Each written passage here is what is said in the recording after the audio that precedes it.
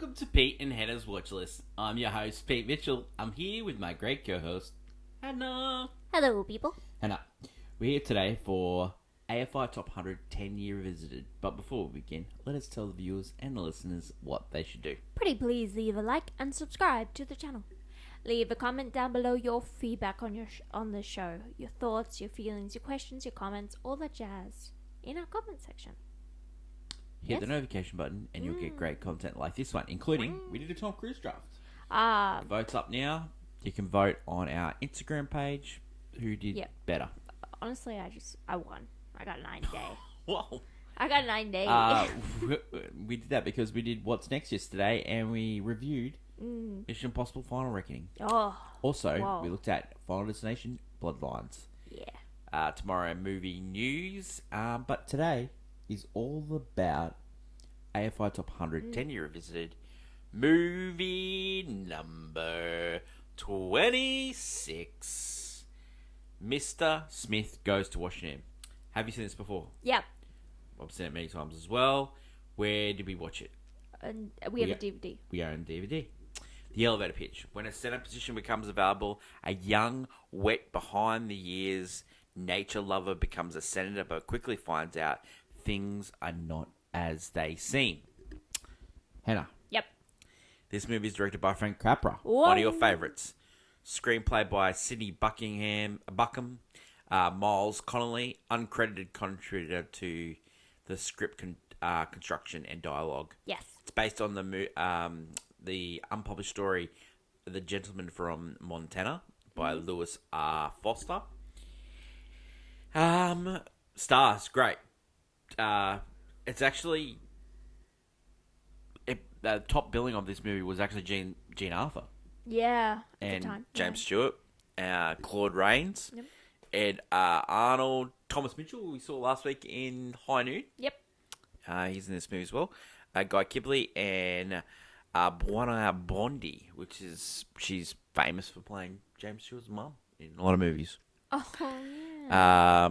Narrated by Colin James Mackey. This movie is just fantastic. I can't wait to go into it today. Cinematographer Joseph Walker, edited by Gene Havoc and Al Clark, music by Dimitri Tolkien. Same guy as High Noon. Yeah. Distributed by Columbia Pictures. It was released on October 17th, 1939. Goes for 126 minutes. Yep. Budget $1.5 million and made $9 million. That year, 1939. It's a big year. Big year, Hannah. Not just in movies, not just in comic books, not just in Yeah. the world itself had a really interesting year. Yeah. Okay, let's go through the movies. Drums Along the Mohawk. The Woman. The Rains Came. Dodge City. Goodbye, Mr. Chips. The Wizard of Oz. Babes in Arms. Oh, yeah. Jesse James. Mr. Smith Goes to Washington. That's how good this movie is. It got number 2. That's pretty high compared to what is number 1 on that list. Gone with Wind. Still, adjusted for inflation, the most successful movie of all time. Yeah, Gone with the Wind, it helps that it just gets re-released, as most very popular movies did and still do. But yeah, no, it's... And we'll talk about it later on this list, because both this and Wizard of Oz are on this list. But what gets me about 1939, it's a jam-packed year. not only that, but Hannah also, like, the tickets were so cheap, and these movies. I know, but there's also a difference. Like movies like this, well, movies back then, they would just play on like a loop. There wasn't like you would just go to like a few of them in a session. Some of them would play for a couple months at one cinema, then go to a different city and then play a couple months there. Like, it was such a different time for movies, and the fact that a movie like Mr. Smith Goes to Washington becomes second overall. Like, you have like Babes in Arms and The Wizard of Oz, like musicals, starring like Judy Garland and that. Like, you have those like only in the middle. And other movies on that list that probably become quite forgettable. But a good portion of those stood the test of time and are on this list quite high on this list. But in 1939, can I also mention that is the same year that Batman was first appearance in comics, in Detective Comics. Not only that, Hannah, it was the first film version of the Sherlock Holmes, the Hound of Baskervilles. Yeah. Also, Sherlock Stagecoach, the Stagecoach, movie, John Ford movie. Big movie, yeah. Unbelievable. Okay, so let's go into more details here. Yeah. Jean Arthur plays Clarissa Saunders. James Stewart, Jessica Smith. Claude Rains, Senator Joseph Payne. Edward Arnold, Jim Taylor. Guy Kibbe, Governor Hoppy. Thomas Mitchell, Dismore. Who else is there? Harry Carey as President of the Senate. They're the big ones there. Yeah. Okay, so Jimmy Stewart, known. We've had him on the list already for the Philadelphia Story. And Rear Window. Yeah. So known for Vertigo, Anatomy of Murder. Like, he was a great Alfred Hitchcock actor. It's a Wonderful Life, we're still going to see on this list. And Mr. Smith Goes to Washington. This is his breakthrough role. This is what made him a big, huge star. He was only in little bit parts at this time. Like, I remember there's a movie where he plays the convicted brother in a Jeanette MacDonald Nelson movie called Rosemary. Like, he just plays a little role in that. It's very cute. He was in the reason why he's in this movie with Jean Arthur is because he was in a movie the year before, You Can't Take It With You, and so that's why these two got together. So Jean Arthur, known for, we've seen her already on this list for Shane, this movie, The More the Merrier, Foreign Affair, and You Can't Take It With You. They're her major roles. Yeah. We talked about Jean Arthur a little bit on the Shane. You're a big fan of Jean Arthur. Huge. Jean Arthur, a little bit of a fun fact about her. She always considered her left side considered to be her best. So the set had to be constructed in a way that wherever she entered, she would be photographed on that side. I respect that. I respect that a lot. Yeah. Claude Rains. So we're going to see him on this list one more time with Casablanca for Captain Lewis. He was in as Prince John in The Adventures of Robin Hood. Oh, yeah. And he's Mr. Goes Washington. Frank Capra. In his autobiography, he states that after the film's general release, he and Harry Cohn received a cablegram from a U.S. ambassador to Great Britain, Joseph P. Kennedy, JFK's father, saying that he felt the film would damage Americans' prestige in Europe and should therefore be withdrawn from European distribution. In response, they mailed favourable reviews of the film to Kennedy, which persuaded him not to pursue the matter any further. So Frank Capra, he had made sort of rosier pictures like Mr. Deeds Goes to Washington, all those Mr. Deeds Goes to Town. The reason why I spoke Mr. Deeds Goes to Washington, because that was the original idea for this movie. Yeah, like a... Gary Cooper was going to be the star of this, and then they're going to call it Mr. Deeds Goes to Washington. And instead of Jimmy Stewart, it was going to be Gary Cooper doing it. Yeah.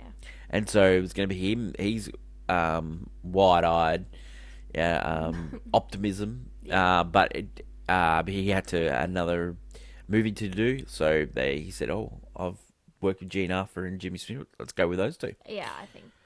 So good choice. What a director. So famous. We're going to see him. We've already seen him once on this list. We're going to see him again. What a legend. Yeah, he always makes... It's very much optimistic in troubled times kind of movies. More very much American values. That is a big thing with his themes with his movies, where truth, justice, and the American way kind of really suit his motto. If you had to put something against his films, that's a bad thing. I think it's. But the thing is, this movie was so controversial. A lot of people did not want this movie to see the light of day. Yeah. Which when you think about when you think about this movie though, it shows that corrupt people in America are held to account, and you hope that they are held to account. That's the whole point of the film. Yeah, but one person can stand up.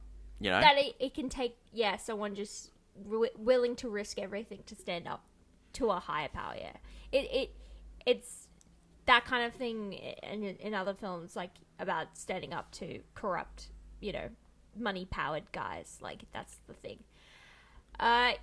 It's really funny that you say that this film, like, no one wanted this film to get released because it shows, but that's the whole point of the film itself, is that people are trying to bring down a guy for having these values. Yeah. That's the whole shtick. Okay, so we loved his other movie that it's on this list, When It Happened One Night. We love that movie. It's one of my favorites. You also love It's Wonderful Life, and you've got this movie on the list. So 3 movies. Can you rank them? My personal ranking and yours will be very different. Oh, yours is It's Wonderful Life. It's Wonderful Life. Yeah. It Happened One Night. Then Mr. Smith. Mr. Smith Goes Washington. It Happened One Night. And see, that's what I'm talking about. We have totally different opinions about these 100%. His two films. Okay, so let's go into a little bit more detail when it comes to Mr. Deeds Goes to Town. So, Columbia Pictures originally purchased Lewis R. Foster's unpublished story, variously called The Gentleman from Montana. The Gentleman from Wyoming as a vehicle for Ralph Beverly was considered at one time, but once Capra came on board, it was going to be turned into Mr. Deeds Goes to Washington with Gary Cooper, reprising his role as Longfellow Deeds. Because Cooper was unavailable, Capra saw it as a meeting chance to get Jimmy Stewart and Jane Arthur together, and Stewart was borrowed from MGM. Capra said of Stewart, "I knew he would be one hell of Mr. Smith. He looked like a country kid, the idealist. It was very close to him." So the film went in production on April 3rd, 1939 to July 7th. Some locations were Washington, D.C., Washington Union Station, the United States Capitol, but they didn't get actual permission to use the monument, so they actually had to steal footage. So that's stolen footage that they got there. Okay, in the studio, to improve on the authenticity, elaborate sets were created, in consisting of the Senate committee rooms, cloakrooms, hotel suites, as well as specific Washington D.C. monuments. Even the press club of the Washington was reproduced in a minute detail, but the major effort went into faithful reproduction of the Senate chamber. We'll go into that in scene breakdown as well. The production also utilized New York street set on the Warner Bros. Lot, using 1,000 extras when that scene was shot. Wow. The film premiered in Constitutional Hall in Washington, D.C. On the October 17th, 1939, sponsored by the National Press Club, an event which 4,000 guests, including 45 senators, were invited. Mr. Smith Goes to Washington was attacked by the Washington press and politicians in U.S. Congress as anti-American, pro-communist, and socialist. You look at it now and you go, no, this is the most American film. Oh, it's way so American, because that's the whole built on one guy standing up for the little guys. It's the whole... That's America. Frederick William Weil of the Washington Star wrote that the film showed the democratic system and our vaunted free press in exactly the colours Hitler, Mussolini, Stalin liked to paint them. While Capra claims in his autobiography that some senators walked out at the premiere, press accounts are unclear about whether this occurred or not, whether senators yelled back at the screen during the film. However, it is known Alvin W. Barkley, a Democrat and a Senate majority leader, called the film silly and stupid. It makes the Senate look like a bunch of crooks. He also remarked that the film was a grotesque distortion of the Senate. There was a rumor in this that the Thomas Paine character was actually based on Harry Truman, because he was bought and paid for. Ooh. So that was a rumor going That's around. Interesting. Yeah. Other objections, we talked about Joseph P. Kennedy. Yep. Pete Harris, a respected journalist and publisher of the motion picture Harris Report, suggested that the Senate pass a bill allowing theatre owners to refuse the fact that it was not in the best interest of the company to play this. This is a very controversial film at the time, but it actually worked because people liked it. There was also a critical response to the film. that was more measured and by the reaction by the politicians. When it premiered in Radio City Music Hall, the critic for the New York Times, Frank S. Nugent, wrote that Capra is operating off course under protection that are unwritten clause in the Bill of Rights, saying every voting citizen has a free swing at the Senate. Mr. Capra's swing is from the floor and is best of the humour. It fails to rock the august body to its heels from laughter as much as injured dignity. It won't be his fault that the Senate, but it should begin to worry about the upper house. Miss Smith Goes to Washington is called the quintessential whistleblower film. Yep. It is. It Yeah, is. pretty much. Yeah, it is. I guess it's, yeah. It does. This movie was nominated for writing. Yeah. It ended up winning for writing. Yeah, because it's the only category that Gone with the Wind couldn't be in. It was nominated for Best Picture. It was nominated for Best Actor. It was nominated for Best Actor in a Supporting Role. It was nominated for Best Director. It was nominated for Best Writing. It was nominated for Best Art Direction, Best Sound, Best Film Editing. Yeah, it could, because... Best Music. yeah. Great nominations. And any other year, maybe has a shot. But, yeah, it's 1939 and Gone with the Wind. Because it was based on an adapted story, that's the only way. Yeah. Got one. Yeah. It got one. It got one. Any of those categories, like probably I couldn't say it. like No. Best Supporting Actor. No. Gone Well, with the Wind? Have you seen that movie? It didn't win Best No, Supporting Actor. it didn't. No. No, it didn't. But I meant... I'm going to explain to you. I know it didn't. Calm down.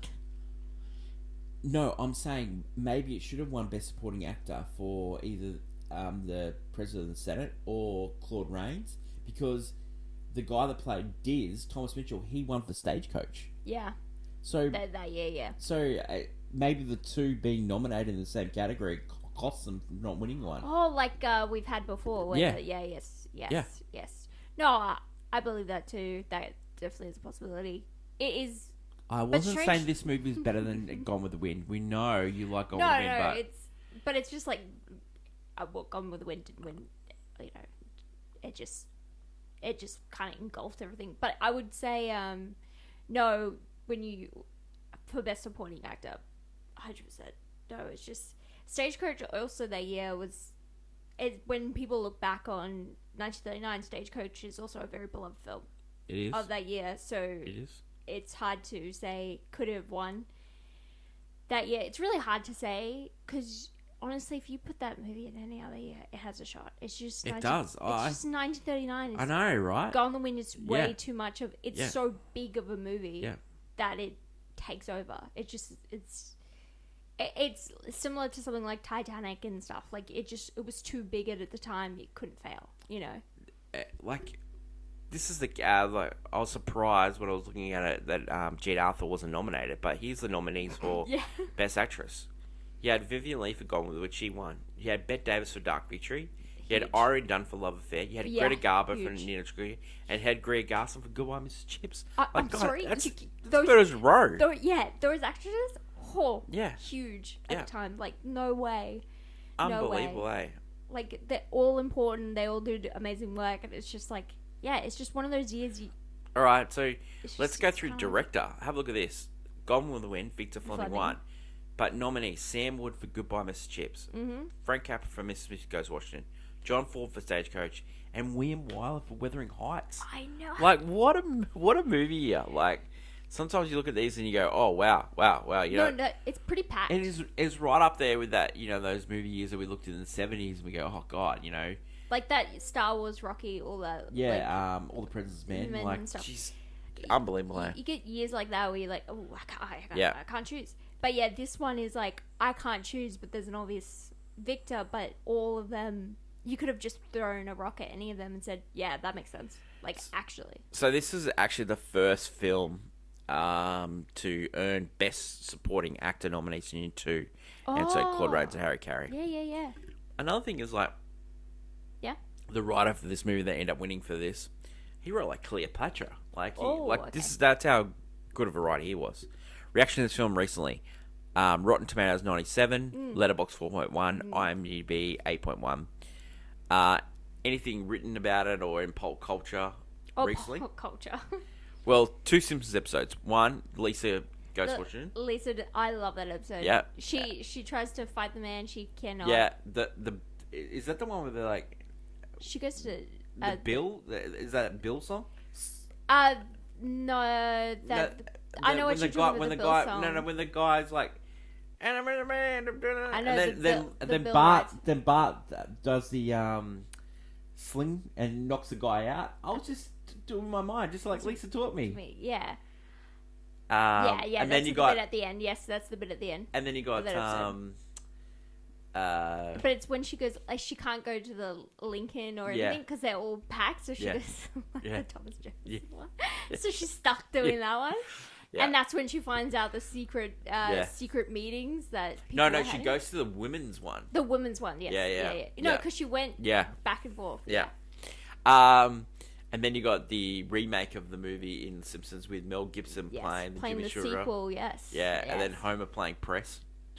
Yeah. I second that with a vengeance. Very beloved. But also, like, West Wing, there's like an entire episode that do the Stackhouse filibuster. Yeah. Like, there's many shows that probably reference... They did a TV show in the 60s. Yeah? Yeah, ABC did it, yeah. Wow. Yeah, there you go. Okay. Every Thursday on Movie News, we do a little segment called Clickbait. Hottie Hot Takes. Last week, we did the Tom Cruise draft, and I won it, of course. And selecting Night and Day victory. And Mission Impossible 2 made sure that she could not win. Hannah, what is your hottie hot take for Mrs. Smith Goes to Washington? That despite being very hopeful at the end, they've definitely, we finally got someone to turn around and speak the truth. It's a very depressing ending, to be brutally honest with you. Because I swear, if that's today, like someone's reputation got tarnished, but then the truth finally come out, there's no coming back. Once it's tarnished, it's ruined. A lot of people haven't been able to come back after a tarnished reputation. It's over.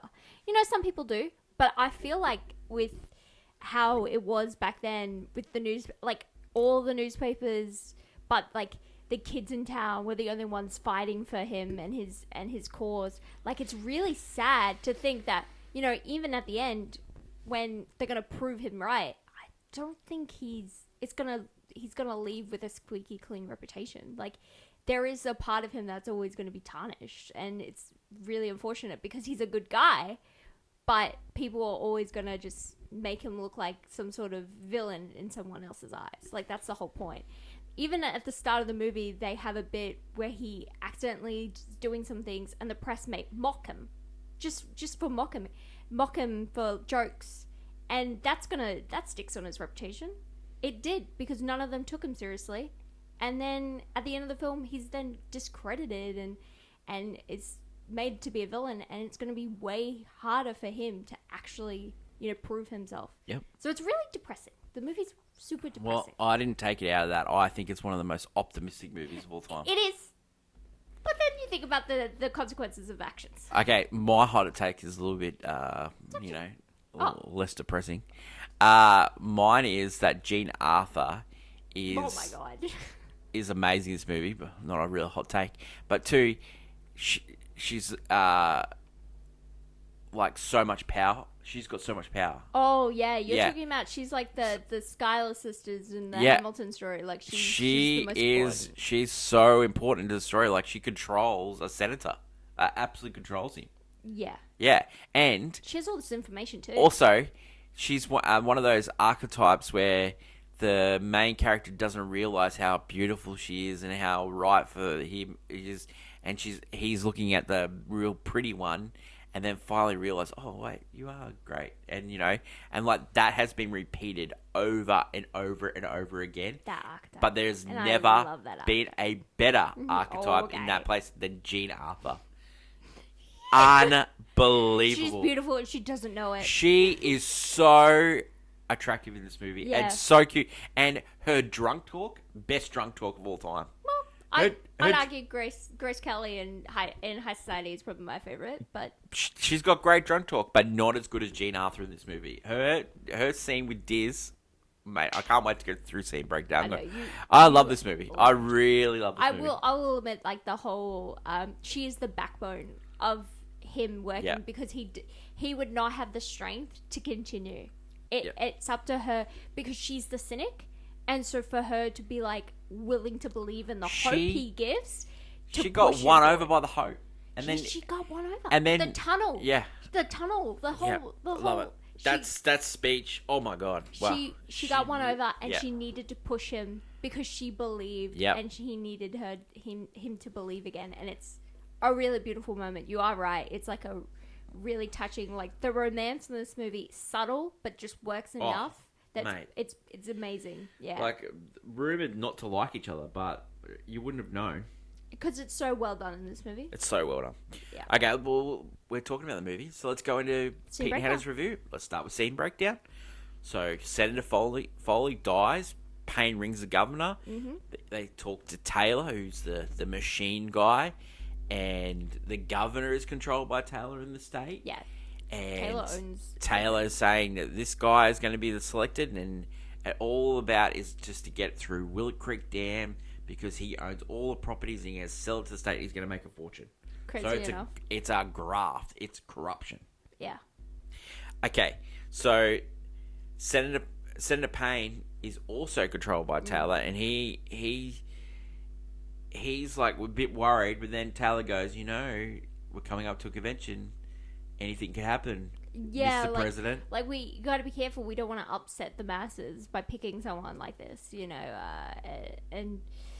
Yeah, no, it's a little bit of back and forth hearsay. They don't know who to pick. Okay, so they pick a guy called Horace Miller, but Horace Miller's a stooge, and everyone knows he's a stooge for Taylor. That's why they don't like him. So the locals rise up. So the governor, he doesn't know what to do, and they've selected a real rabble-rouser. Yeah. So he's having dinner at home with his kids, and his kids are all giving it to him, saying that you should choose Jefferson Smith. Jefferson Smith being... He's like a Boy Scout. Yeah, a local hero because he solved the bushfire.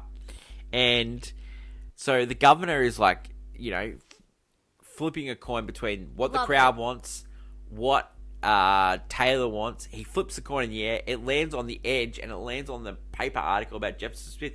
So he chooses Jefferson Smith. So he listens to his kids. Brilliant. What did you think of that kid scene? I actually liked it. The kids, 100%, because... they're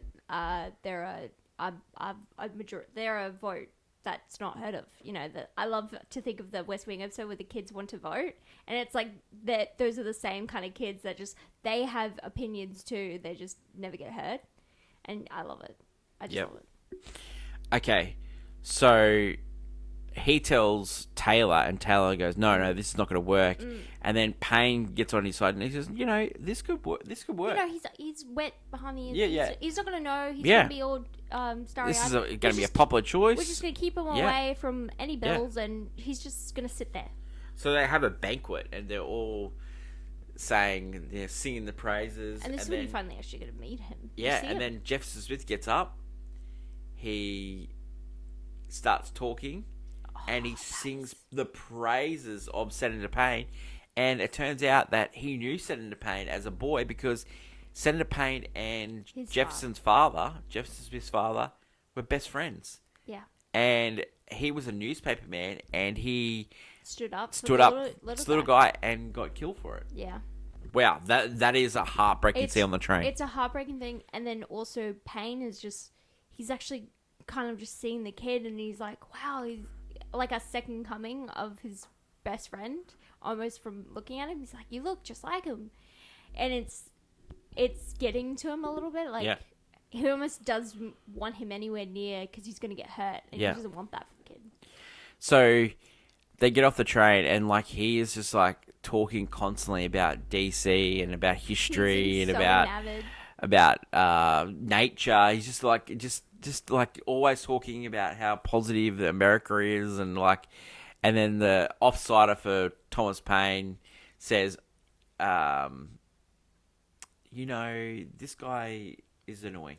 Yeah, no, he's like, he's all about American ideals and stuff. Like he's he's so about the history of America and how so important, and he's so wowed by DC. So then Susan Payne, Senator Payne's daughter, comes, steals a kiss from Jefferson Smith. Oh, this is the new senator. And then, like, Jefferson Smith, he's like, wow, oh, pretty wow, girl. she's pretty. Oh, wow, so pretty. And then he actually goes missing.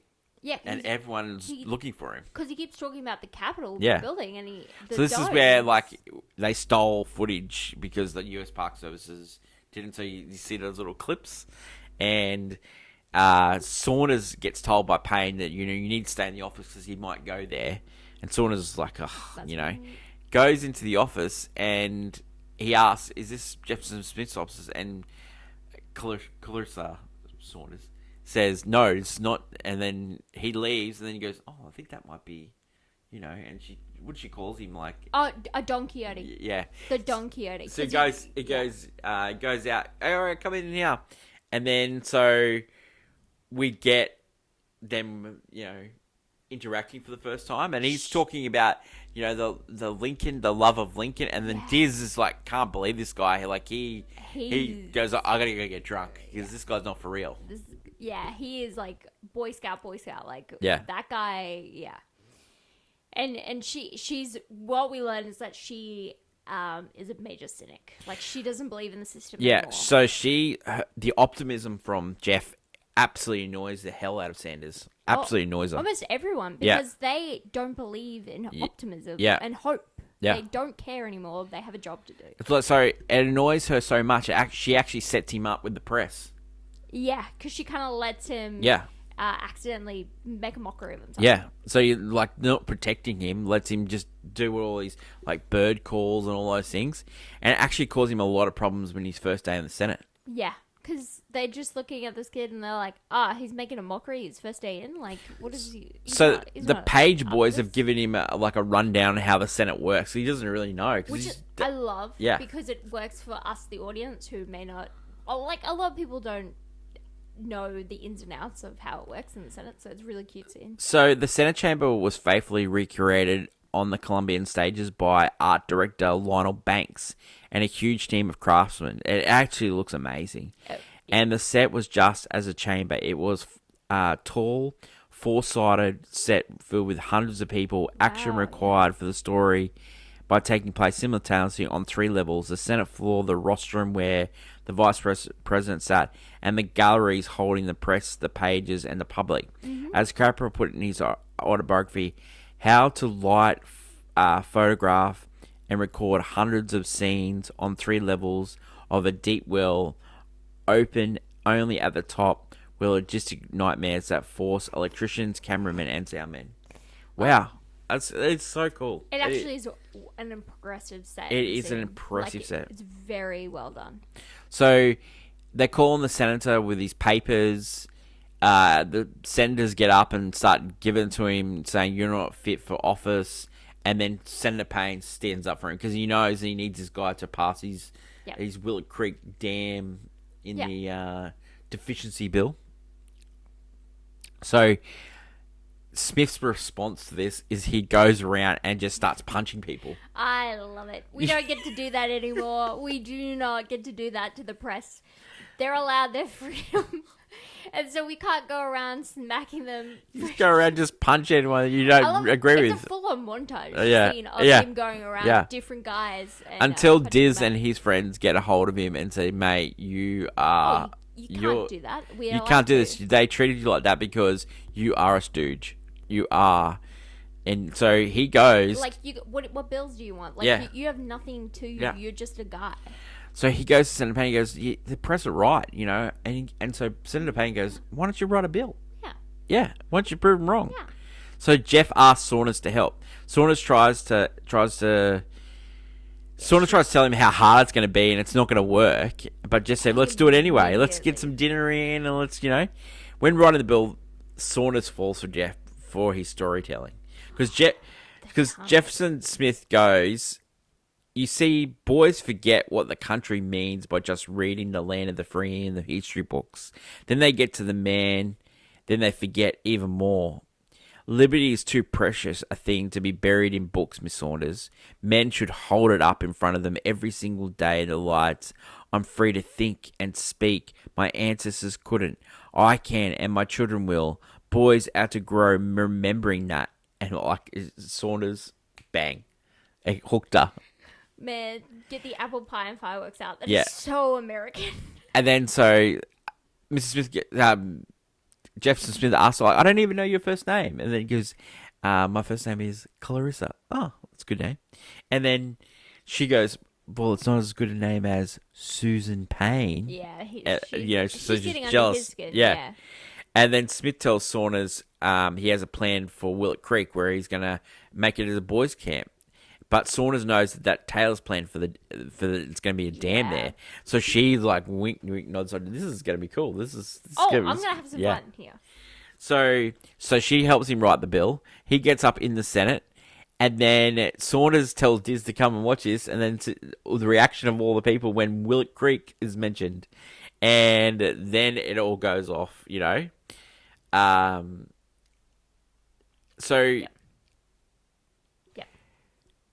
Yeah. This is where Senator Payne comes up with the idea from Taylor Yes. and Taylor's boys that they're going to use Susan Payne to take Him out. on the when town. When he's... Yeah. So he's out. So he's out. So when they talk about the bill with Willett Creek as a dam, he's not there to listen to it. And that's when Saunders breaks. She just can't handle it. So she gets drunk with Diz. And it's some of the funniest stuff in the whole movie. She's so jealous. And she's just like losing it. Oh, Diz. Like, It's like, what do you say my name? And she's like, she's like talking about the tunnel thing again as well because she wants to see the light out of the tunnel. Like she's bringing up conversations she's had, and yeah, she's very, very funny. But also it's slowly, even though she's drunk, coming to some sort of epiphany herself as she's going through listing everything. yeah. Like she's listing almost everything that he's saying that he's been saying to her that she loves, and she's just like, I want to actually, I have to do something. Like I can't just sit anymore. Yep. And then so she goes to him and says, "This is what Rilla Creek Dam is. This is what it's all about. Your dam is your boys' camp is not going to happen because Taylor is in charge. Let you out, Yeah. and he's in charge, and they've made it this way. Yeah. She says, I'm quitting. I'm getting married. He should get out of town. Smith goes to Payne. Then Taylor comes to town and puts the hard words on Smith. Payne looks like he's going to get out of it, but then Taylor puts the hard words on Payne as well, and so he stays. And because Payne doesn't want Smith to be ruined, but that's what's going to happen. So Jeff goes to the Senate to raise concerns, but Payne gets up and sets Jeff up. Yep. And This is the and then Taylor's machine goes to work, and whereas the setup is that he's actually bought the land. Yeah. And there's all these forged documents claiming that he has people, done that. yeah, there's people going up, and then like it looks like maybe he'll get away with it, and Payne finishes the job because everyone loves Senator Payne. Yeah, like, and why would they trust a guy who's just came in and has been a mockery? So they asked him to speak on his behalf, and then he refuses, and he walks out, and then he's going around town, and then he ends up seeing Saunders, and then you get the great speech from Saunders, you know, because Jeff Smith says, well, what do you expect from me to do? An honorary stooge like me against Taylor and the Paynes and the machines and the lies? And then Clarissa says, your friend Mr. Lincoln had his Taylors and Paynes. So did every man who ever tried to lift his head off the ground. Odds are against him. Didn't stop those men. They were fools that way. All the good that ever came into this world was from fools with faith like that. You know that, Jeff. You can't quit now. Not you. There aren't all the Taylors and the Paynes in Washington. That kind just throw big shadows, that's all. You didn't just have the faith in Payne or any other living man. You had faith in something bigger than that. You had plain, decent, everyday common rightness, and this country could use some of that. Yeah, some of the whole-eyed Cockney world a lot of it. Remember the first day you got here? Remember what you said about Mr. Lincoln? You said he was just sitting up there waiting for someone to come along. You were right. He was waiting for a man who could see his job and sail into it. That's what was waiting for. A man who could tear into the tails and rip from them out in the open. I think he's waiting for you, Jeff. He knows you can do it. What? What to do, Saunders? Do what, Saunders? You can just make up your mind you're not going to quit. And I'll tell you what, I've been thinking about it all the way here. It's a 40-foot dive into a tub of water, but I think you can do it. Oh my God, I was like goosebumps. Like, just get me in, coach. Like, that's like what the a same speech. Same as like in Rocky 3. Like, that's the same kind of like, you need that. You got cars, you got money, we've got everything, but the truth, goddammit. What's the truth? Like, that is a great performance from her, and that is Oscar worthy. Like, it's just so really many years, like you can barely get a Best Actress great nominee, performance like that. and this year we had so many great performances by women. Too much. It was so many, like, unbelievable. Yeah, and she performs the speech. It's great because it brings back the hope. Like, the cynic believes, and it's that great moment. Absolute in this banger movie. of a speech. And now he's No wonder I won an Academy Award. now he's ready to go. Yeah, he's ready to go. He's got something. He's got hope. Yep. It's a great pick-me-up speech. Yep. So Smith starts his filibuster. Payne tries to get him off the floor, but he refused because he's known some, he knows some rules. And Payne gets up there and asks questions, because you can ask questions in a filibuster. Yes. Will you yield for a question? And he goes off, and he ends up staging a walkout, and everyone else walks out. But then Saunders helps Smith bring Pete Senators back, which is quite clever. I love Saunders is up in the atrium. She's like, "Come on, Diz! Like, she's like, can you 5, believe this? You're gonna, 3. Like, she's like, yeah. You need to read this section. And great notes. And everyone, I would like to say the president, like the vice president, president of the Senate, president of the Senate, Harry Carey, absolutely loving it. Oh mate, he's so good in this movie. He's so funny. He's so good. He's like covering his hand all the time because he's almost smiling every time. Got great one-liners in this movie Jeff too. is like, yeah. It is so. He's like one of the best parts of this entire scene. 100%.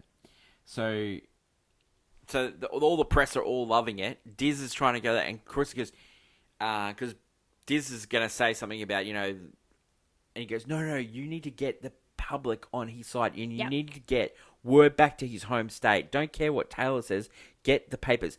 But Taylor's on the other side. He's buying up all the other newspapers. He's getting all the newspapers on the side, saying that Jeff Smith is a crook. Wow.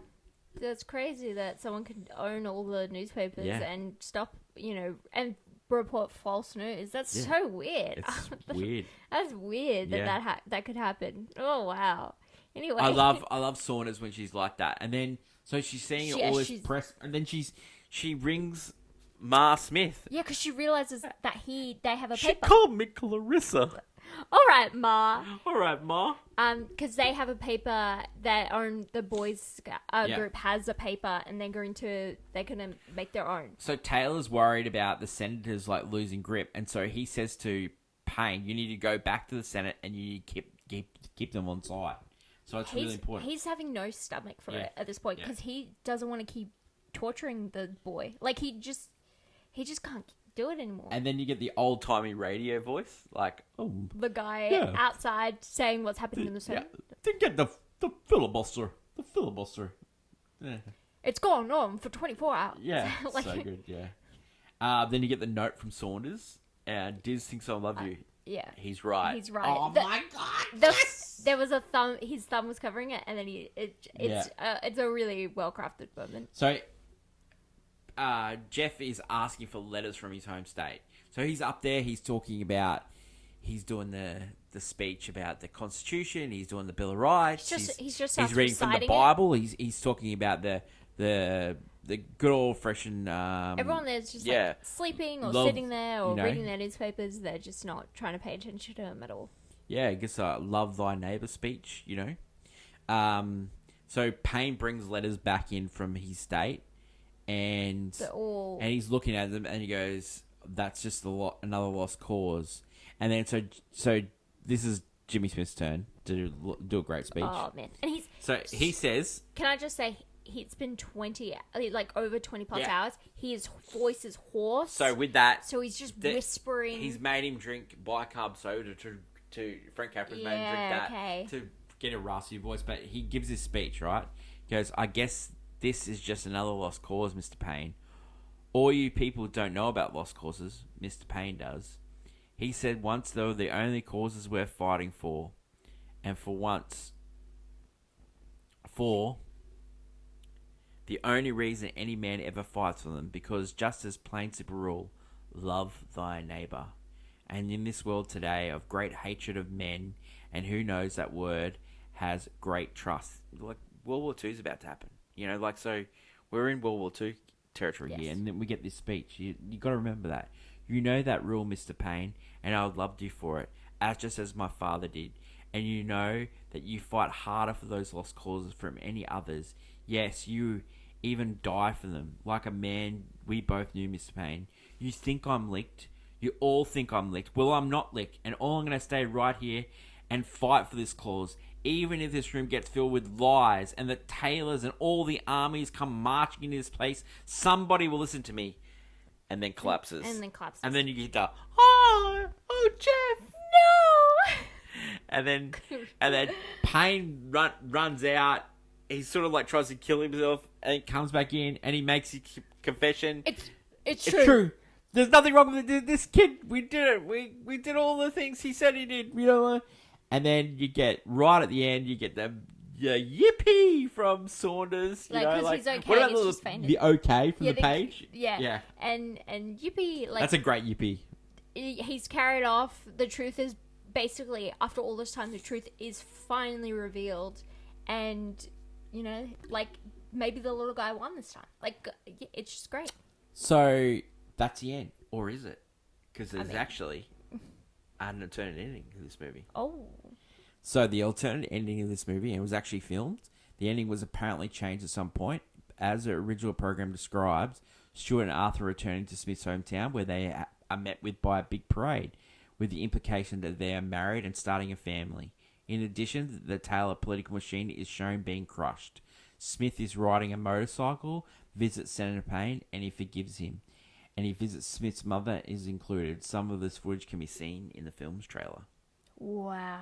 There you go. You know what? And that's the happy ending I'm talking about. But I like the ending ending that we get. The ending we get is honestly a lot better for it, because it becomes less cheesy. Yeah. If you give that ending, it's a very cheesy movie. But let's be honest. Jeff's gonna find out Clarissa did that thing about the press, and he's never gonna forgive her.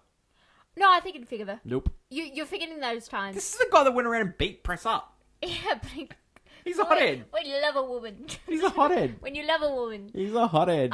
No, I think he gets over it. Okay, reasons to see this movie. Oh, wow. Gene Arthur. Jimmy Stewart. He's good. I'm a big fan of him, good. especially in this movie. He's good. But no, this movie is the most American film. I know a lot of people would give it. Well, we just read about all the senators that hate this movie, but this movie is so American. It's so American. It's just dripping with the flag, and I love it. Yeah, because This movie made me love America. Yeah. When I watched this when I was a kid, this movie it would make you think, oh, their justice system. Wow, a little guy can stand up. One guy just did it, but we know that's not true. We know that's not true. Yeah. However, but when you think about the history, George Washington, the pinnacle of people standing up for, the British probably could have overtaken them, but no, Americans stood up for what they wanted to believe in. And then, time and time again, it's proved, it's just so American to stand up for what you believe in. It is tried and true. Reasons not to. There's no way that Senator Payne confesses. No way. He's all in. Do you know what? No way if it wasn't for the backstory of this movie where he was a good guy. If you don't have the backstory where he was a good guy, nah. I don't believe it. You think he's like an Aaron Burr, you think he's just in a room close to presidency. And, he's going to bomb Hiroshima or Nagasaki. He wants to be in the room where it happens, and he just doesn't care. He's going to bomb Hiroshima and Nagasaki, They didn't talk about you rubbing up on him, they're talking about me. They need some sedative. Okay, does this movie deserve to be on the list? It's the AFI Top 100. It's the most American Film Institute. It needs Most to be of there. Capra's work should be here, and definitely this film. Right, this is right up there with Saving Private Ryan as the most American thing I've ever seen. Yeah. It's Right up there. Yeah. So does that deserve to be on the list? deserve to be higher. That is a good question. I don't know if it does it, or like it's hard to say because as we're discussing and as we're going through, we're getting to like the best of the best, and it's hard. You probably would rank this What's up a lot up higher. 3? It can't be higher because it's think not it's- even the best movie of its year. Yeah, well, 1939. There's 2 more to come, bro, It's gotta be higher. and You they're can't too have big. 3 that high. Would you But buy for it on that 1 Blu-ray year, if it was they're good. released on Blu-ray? Of course. We Yes. buy everything on 4K. Would you watch this again, mate? I watch Yep. this at least once a year. Yeah, no, it's very good. It's a very like it again when you look at his movies, optimistic. Like it is optimistic. Even though I did point out the depressing ideas, Yeah. that's because Well, you way to bring down a group, you know. I love to bring it. Well, this is the same as people bring down It's a Wonderful Life just by being one of the most optimistic movies of all time. Movie's People call it. depressing. Yeah, He's a crook. that's He's a what I'm saying. crook. No, He we will is get the- into this discussion, but he's not a crook. He's the tailor of this. Hannah, What?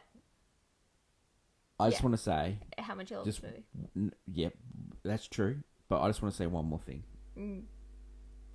Jean Arthur is the love Anyway, of my I life. was like, he's gonna say about Jean Arthur. I love her so much. I wish I could have met her. Yeah. You know when Elton John wrote that song? Well, Candles it in was the Wind? Bernie Taupin wrote the words. But I wish I Could have known you, Oh. but I was just a kid Okay. yeah, I wasn't even alive. when Oh, she was going yeah. around. But you know, I wish I could have Yeah, known her. wrong. Yeah. Oh, she's my perfect woman. Yeah, the Jean Yeah. Arthur. Jean Arthur, love her. Mm. And as Clarissa Saunders. oh, to Yeah, me, she was. yeah, yes, and she's a political girl. I love a political girl. In 1939. How good. Rating for this one. Come on. As I said to you last week, I think all the movies from here are all-time classics. We can argue, but I will say this one in particular is an all-time classic. Maybe a couple There are movies coming up. No, there's a couple that we would. Well, I think we could know argue. you're going to say that's 2001: Space Odyssey, directed by Stanley Kubrick. I don't know yet because I haven't seen it. Well, there We'll you find out. That But is yeah, no, this one's an all-time classic. It deserves. Yeah, It did you deserves have that fun rating. watching this one? No, I do like this Yeah. film a lot. Like Yeah. I love this film. I've but been it's waiting just- for this for weeks. I've been really looking forward to this. It's one of your favorites, but I just find that I like It's a Wonderful Life just Yeah. way more. It's I- so impactful to me. I don't know. all right. We'll talk about that We'll when we discuss get it. to it. Which- We're talking about Mr. Sick Goes to Washington. Yes. Yes. 1939. Yeah. Good year. Anyway, Other That's it. movies. that's Batman. it. Let's not talk. Okay, so next Yes. week it's a clip show. Yes, so we go We back. go back and we're gonna rank The top Oh, this is gonna be so hard. top 75. Mrs. Smith Goes to Washington. Well, it's gonna be number 1. That's to be. We just did it. Surely it has to be. Yeah, but I think what did we put? A Sound of Music is like number 1 on the previous one. Yeah, it's Sound of Music will be higher. You know who else will be higher? I know. Godfather Part 2. Yeah, but It's been a great. yeah, but I'm gonna Great say run. when there's a certain Godfather Part 1, that movie goes down. I love Godfather 1. Yeah. Anyway, we won't get into that. that's gonna be a huge show next week, and looking forward to. Love a clip show. You know, Oh, I mean, those were the best episodes. Just spacing this Three out. random stories that you Yeah. put in together. Love it. It works. Tomorrow, Mm? movie news. Mm-hmm. Then we interrupt breaker program. Yep. So good week on the channel. Yep. Yeah. Thanks, Anne. That's me. I enjoyed this show. I enjoyed this episode today. I hope you enjoyed it at home. And if you did enjoy it, don't forget to like, follow, and subscribe. And you can leave a comment below at Pete and Hannah's Watchlist at gmail.com. Thanks, Anne. Thank you. Long live cinema. And long live Jean Arthur. Oh, wish I knew you. That is it for today's show. And it's bye for now. Bye.